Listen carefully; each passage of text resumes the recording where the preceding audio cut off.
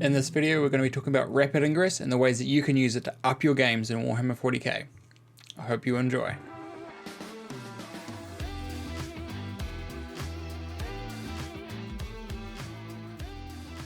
So what is rapid ingress? Let's go through the strat, right? It's a core strat that everyone has access to. It doesn't matter what faction you're playing, you have access to rapid ingress. And it reads as follows. It's a strategic ploy. You use it at the end of your opponent's movement phase. You target one unit from your army that is in reserves. Your unit can arrive on the battlefield as if it were the reinforcement step of your movement phase. And if every model in that unit has the deep strike ability, you can set that unit up as described in the deep strike ability, even though it is in your movement, not your movement phase. And the restrictions, you cannot use the stratagem to enable a unit to arrive on the battlefield during a battle round it would not normally be able to. So what does this mean? So let's just break down what rapid ingress does. It's the end of your opponent's second movement phase. So you can't do this turn one unless you have very special circumstances, which we're not going to go into. End of your opponent's second movement phase. So if it could be the second, you could have had one turn, you could have had two. Doesn't matter. But the end of your opponent's second movement phase, after they've moved everything in their army, after they've done their deep strikes, you can pay one command point and one unit from reserves, whether it's deep strike or strategic reserves, can come onto the battlefield wherever it's legally able to. So if it's strategic reserves, it has to be around the board edge, and obviously not in your opponent's deployment zone if it's turn 2, because on your turn 2, because it uses the same rules, you can't come in your opponent's deployment zone from strategic reserves. But deep strike just is 9 inches away. So if your unit has deep strike and you have access to rapid ingress, at the end of your opponent's movement phase, you can effectively deploy a unit wherever you want that is 9 inches away from your opponent. Now this has so many different applications in Warhammer 40k, it is absolutely ridiculous. And in this video I'm going to try and go into a few of the different combos you can do and kind of the thought processes that go into what makes a good or bad rapid ingress. So let's kind of go into it then. So reasons to rapid ingress. So there is many reasons why you want to rapid ingress. Some of the popular ones are you want to control primary a bit better. If your opponent doesn't screen out like an objective that they're not holding, if no one's holding it and they're not completely covering that 9 inches and they don't really have a credible shooting or fighting source, you can rapid ingress onto that objective and then score it on your start of your next turn in your command phase. So it forces, like rapid ingress forces your opponent to cover these objectives, forces them to not allow you to score this additional primary because you have this free ability to, well, not free, but very cheap, one command point that you're kind of guaranteed to have, especially after your opponent's movement phase. There's very little you can ever do with a command point before the end of your opponent's movement phase. So you can control primary. Awesome. You can defense. You can bolster up a flank. If your opponent's moved a lot of stuff towards one side of the field, you can rapid ingress another unit there. So on your turn, you can hit back harder after they've maybe hit you pretty hard. So you can use it as a defensive mechanism. You can use it to set up a move block. If your opponent is kind of staged back a little bit and isn't super aggressive, you can rapid ingress, say, just like a unit of cultists or something that has like a 10-man unit that has deep strike that isn't worth a lot of points. And you deep strike them down, and then if your opponent, you make sure you can't get shot by your opponent, and then on your turn you can just advance them forward and make this huge screen in front of your opponent's lines that they can't move through because they're like vehicles and infantry can't move through them. So unless they have a lot of fly, then obviously this isn't very good and you probably wouldn't do it. But you can set up these move blocks in your opponent's turn to really punish them on their next turn. So you can use them for move blocks. For tempo, if your opponent is playing a little cagey or they just want to try and play that trading game, you can be like, no, I'm not going to play that game. I have these 5 Terminators that I'm just going to deep strike down on this one side in your turn. So that they're 9 inches away now, somewhere safe. And then I'm going to move 5 inches up, charge you, and then clear you off your expansion objective with this fairly cheap unit that I'm doing it with. You can also go to the extreme and have like a 300-400 points, say like a custodian brick, like a wardens with blade champ, and then you can use the rapid ingress to really project your threat out because you have that 6-inch move with the blade champion. You get the advance in charge access if you need it, so you can really project that threat with that unit and wardens kill pretty much anything they can to combat with, right? So it's a really good threat projection tool as well. But you can also use it for like shooting armies. If you need, if you're like, say, like a Tau army, you can rapid ingress a crisis unit, so like a fire knife with all the missiles. Maybe they wouldn't be able to get an angle otherwise. Your opponent's really locked into their ruins. You can rapid ingress somewhere safe and then move out in your movement phase to get that angle to hit them back harder than they could hit you. And then there's also, this, we'll get into this one a bit deeper later, but with the option for heroics, if your opponent moves forward, say they have like a 6-7 inch charge into your into one of your units, you can rapid ingress a unit, especially a unit with fights first, and behind the unit they want to charge. So then if they charge them, you then can spend another command point to heroic into them, and then because you have fights first, you actually get to fight before they do, and you can even kill their unit before they even get to charge you. So they charge you, but then you're the one that actually kills the unit. So some really, really fun things you can do with rapid ingress. So let's get into kind of the dynamics of it, right? So ingress in your opponent. So what does rapid ingress do in your opponent's eyes? It forces your opponent to screen in weird ways because, again, they have to make sure that their center's covered from turn 2 onwards, because otherwise you can just deep strike onto it, right? Like not even like before your second turn even begins, or before your next turn begins, so you can score them. It's a huge tempo shifter that happens. So it forces your opponent to come out a bit more. Make sure that they're doing that. It also, because of that, it gives them decision paralysis. Oh, do I choose to screen this out more so they can't rapid in here, or do I just allow the rapid? There's so many more decision points because of the access to rapid ingress. I'm kind of saying this in a way that if you weren't leaving a unit in reserve to rapid ingress, or you weren't thinking about ingressing a unit, these are the things your opponent doesn't have to worry about, because, right, if you don't have this unit or you don't have the CP for it for whatever reason, like, it's such a dynamic shift, it's a huge shift in the game, whether you are expecting to be ingressed on or you're not. So it really changes what your opponent has to do. And then sometimes just that threat is greater than the ingress itself. So you might have that custodian breaker, you might have that shooting unit.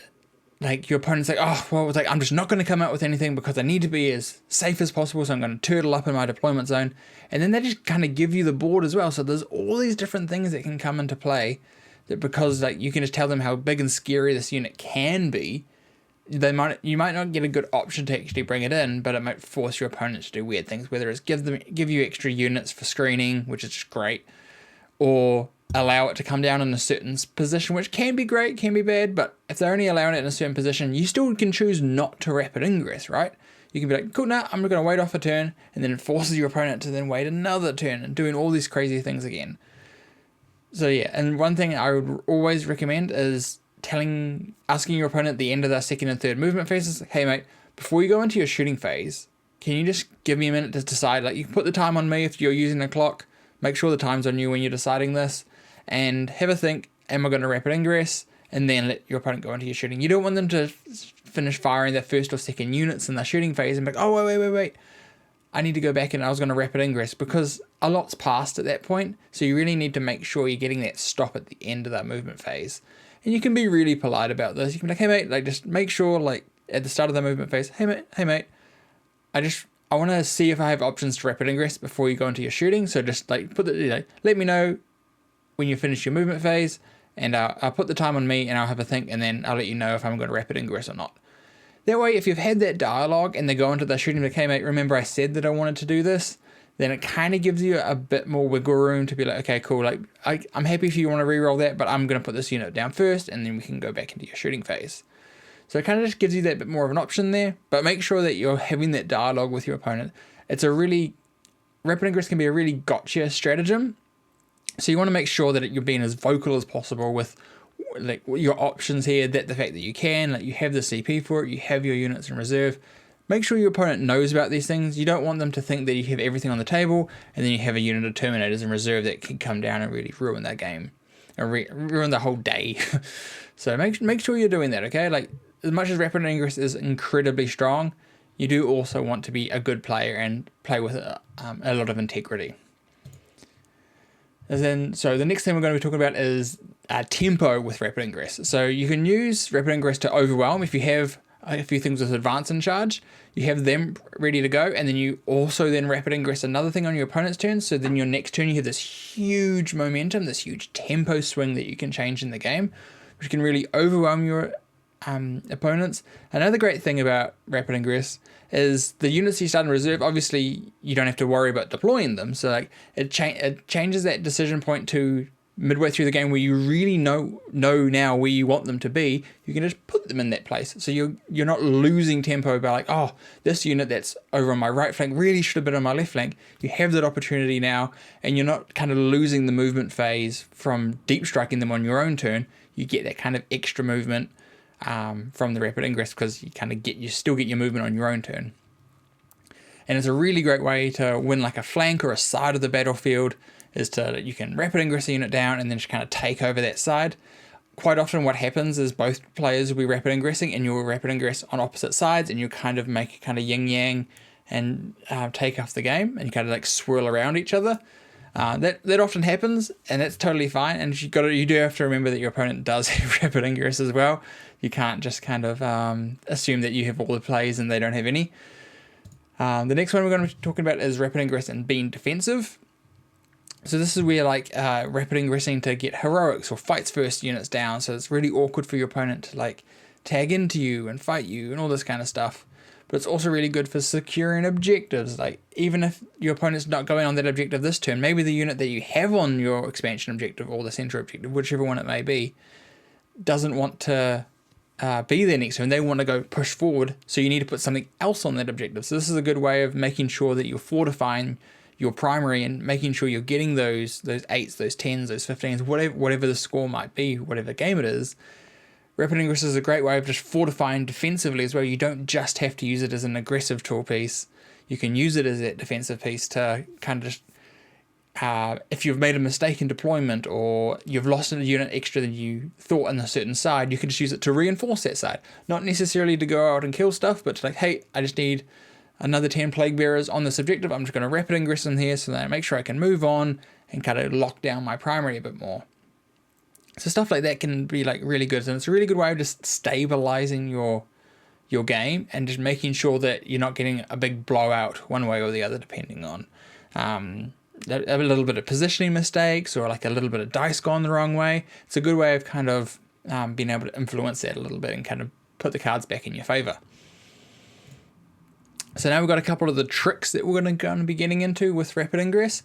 The first one is the rapid into heroic. This is the kind of the most obvious one, but it's also the one that whenever I do it on someone, their brain explodes with how frustrating it is to deal with. So there's a couple of things you need to do here. So let's assume we have my opponent's move forward with like say like a 5 or 6 inch charge onto my unit, right?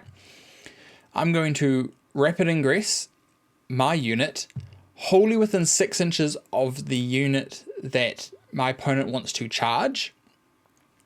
So like my own unit. So I want to be wholly within 6 inches of my own unit with at least just one of my models. Doesn't have to be the whole unit. At least one of the models has to be wholly within it, which means that when my opponent charges, no matter where they position that model, I'll be within 6 inches of it and I'll be able to declare a heroic intervention.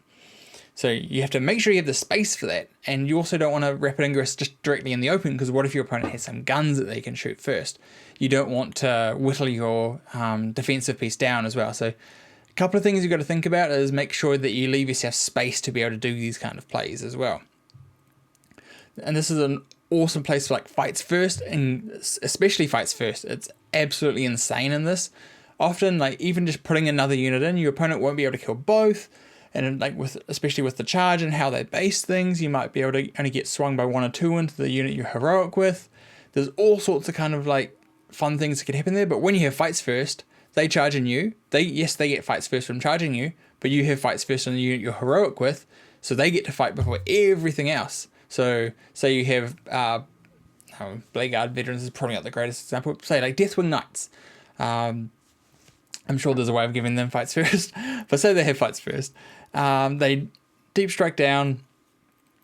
So they rapid ingress down. Your opponent charges another unit, and then you heroic with your fights first Deathwing Knights. Those Death Ignites kill pretty much anything they're in combat with, right? So, and even if they don't, they still have the durability from the -1 damage, the other abilities you can give them. The other thing you can do with this trick is if you have a bunch of CP, say you're playing Ultramarines Gladius with Gilliman and Calgar, and you have all the CP in the world, you can, because you've made a charge move, you can use the Lance strat that Gladius has access to also improve your damage. So there's a lot of different kind of like tricks you can do with the heroic, with the rapid ingress, or all sorts of different things you can set up.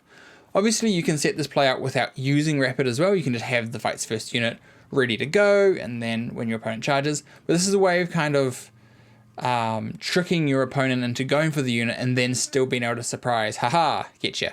It's not, again, not designed to be a gotcha. I would still let my opponent know. Like, I'm very, very open when it comes to 40k. It's like, hey, like, if you do that, I'm just going to rapid ingress this unit here, and then, yeah, you'll probably die before I do. And then my opponent often just was like, cool, well, I just won't do anything then. So you show your cards, but it forces your opponent to act in a completely different way. Like, whether that's the correct way to do it or not, I don't know. I'll always like to play with every card open. It's just kind of how I play 40k. I'd rather play with you knowing everything that I know, and I know everything that you know, and then we just try and make the best 40k we can, instead of this kind of, haha, you didn't know this thing that I could do, and then I win off an accident that you had.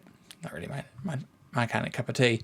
But the other kind of ability that can be really strong here is also fight on death. You might have a unit that's really weak but hits really hard, and you don't care if it dies, but you just want to make sure you kill the opponent's unit as well. So this is kind of like another way of, you can heroic in, and whether you have fight on death through an ability or you hit CP for the stratagem, you can fight on death, and then yes, your unit might die, but at least you're trading as well, so you're both losing a resource, you and your opponent.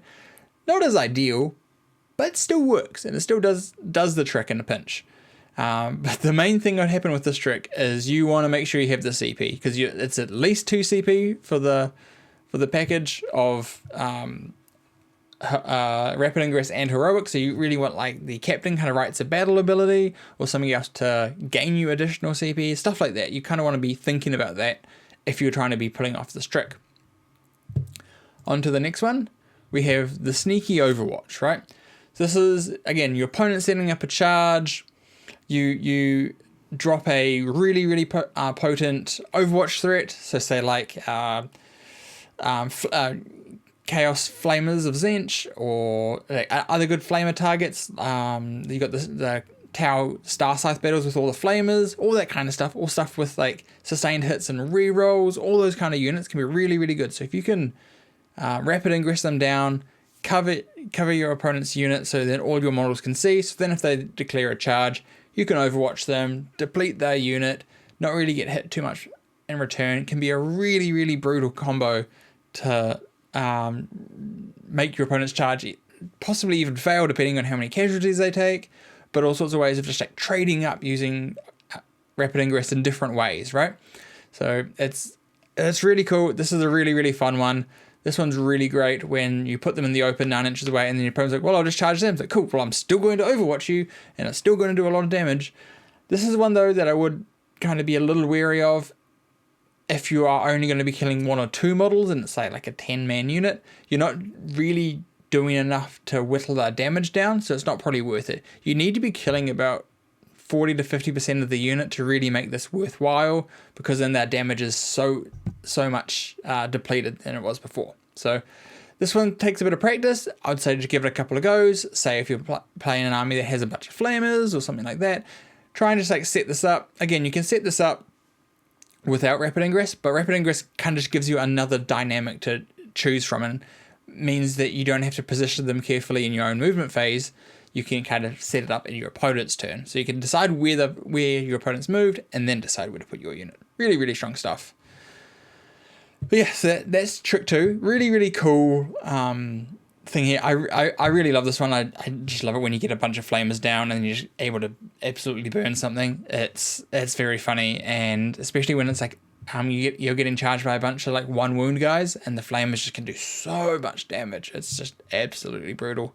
But again, this is another one that's a 2 CP kind of cost, because you have the rapid ingress itself, and then you have overwatch. So that's another 2 CP kind of combo here. So you've got to make sure that you're saving up if you're trying to practice to do these tricks. And on to our final trick, which is just you can wrap it into the open if you have lone op. So your opponent has completely moved, right? Apart from some very niche situations where units can move and then shoot. Very, very rare though. If you have lone op 12 or 18, you can just deploy in the open at either 12 or 18 inches and be completely safe from your opponent's army. This means that you could get some really good like momentum swings. It's great for the units that have like the 18-inch lone op strat. You can just rapid ingress into the open, exactly 18 inches away, and then on your turn you can move up, shoot down different angles. You can kind of change the dynamics of the game a little bit. So this is a really fun one to kind of play around the ability that, well, I'm untargetable, so I'm just going to use that to my advantage. This is also a very funny one to do with characters that can gain the lone op ability and have deep strike, because you just, at the end of your opponent's turn, you can deep strike 12 inches away, and then you can run forward the next turn and go and kill some stuff. This is funny on like a couple of the captains and Space Marines can get enhancements for this. There's a couple of other there's not a huge amount of situationals for this, but when it comes up, it's one of those things that I just love to see, and it is very fun. I think Kevin Shrike has lone op when he's by himself.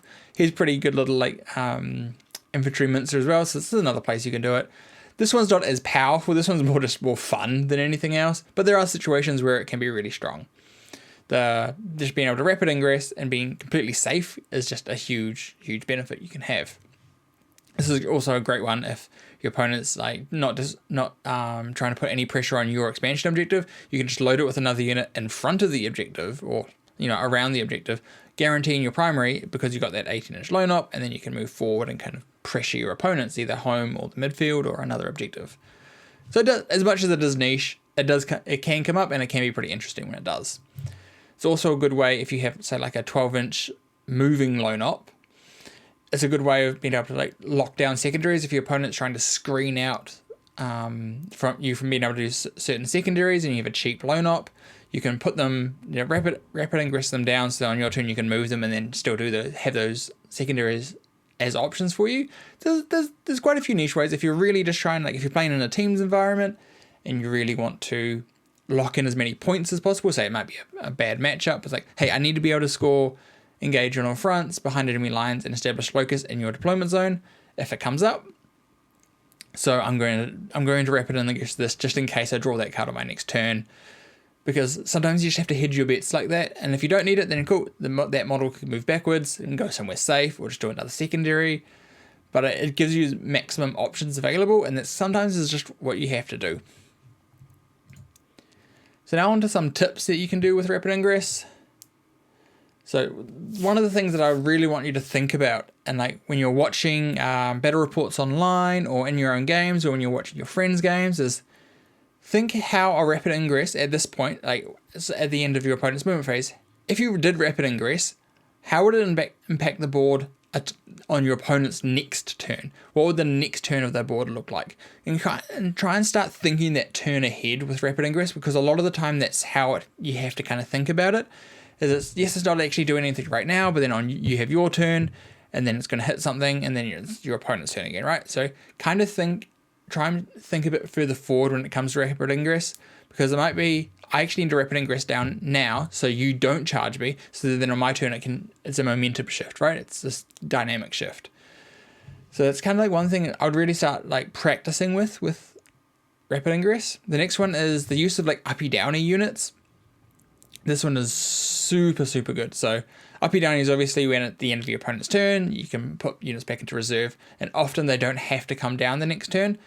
So this gives you options to rapid ingress on turns 4 and 5, which can be really huge, and again, really late game kind of shifts towards, okay, like we had this really drawn out game, but now I get to bring home this unit that I lifted back up, say with the new Chaos Demon Shadow Legion.